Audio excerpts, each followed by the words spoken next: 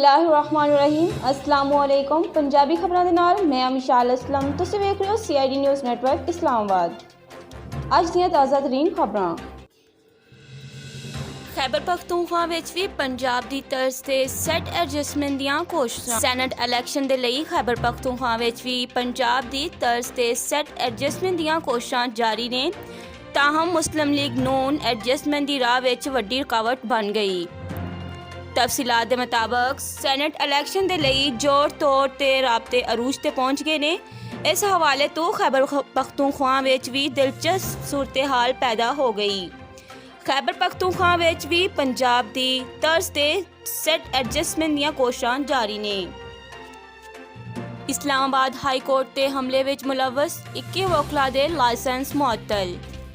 High court के हमले विच मुलव्वस 21 वकीलां दे licence मुअत्तल कर दिते गए। चीफ जस्टिस अतहर मिनल्ला ने कहा है कि चंद वकीलां दी वजह तो सारे वकील बदनाम हो गए ने। मुलव्वस वकीलां नूं सज़ा जरूर मिलेगी। वज़ीर आज़म दी MQM नूं पार्टी दफातर खोलन हवाले तो तहफ़्फ़ुज़ात जल्द दूर करन दी यकीन दहानी। वज़ीर आज़म इमरान खान ने MQM नूं पार्टी दफातर खोलन दे हवाले तो तहफ़्फ़ुज़ात जल्द दूर करन दी यकीन दहानी करवांदियां होयां सिंध दी तरक्की दे लई मिल के नाल चलन दे अज़म दा आदा कीता। सैनेट इलैक्शन शाह ज़ैन बख्टी दा डॉक्टर अब्दुल हफीज़ शेख नूं वोट देण दा ऐलान। जमहूरी वतन पार्टी दे सरबराह नवाब शाह ज़ैन बख्टी ने डॉक्टर अब्दुल हफीज़ शेख नूं वोट देण दा ऐलान कर दिता ते आख्या हुकूमत दे इत्तेहादी ने हुकूमती उम्मीदवारां नूं support करनगे।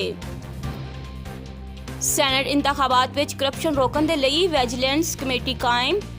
Election commission of Pakistan ने सैनेट इंतखाबात विच करप्शन रोकन दे लई विजिलेंस कमेटी कायम कर दिती। कमेटी इलैक्शन कमीशन नूं जरूरी मालूमात ते रिकॉर्ड फराहम करेगी। तफसीलात के मुताबिक इलैक्शन कमीशन ऑफ पाकिस्तान दे वल्लों सैनेट इंतखाबात विच करप्शन रोकन दे लई इंतजामात कीते जा रहे ने।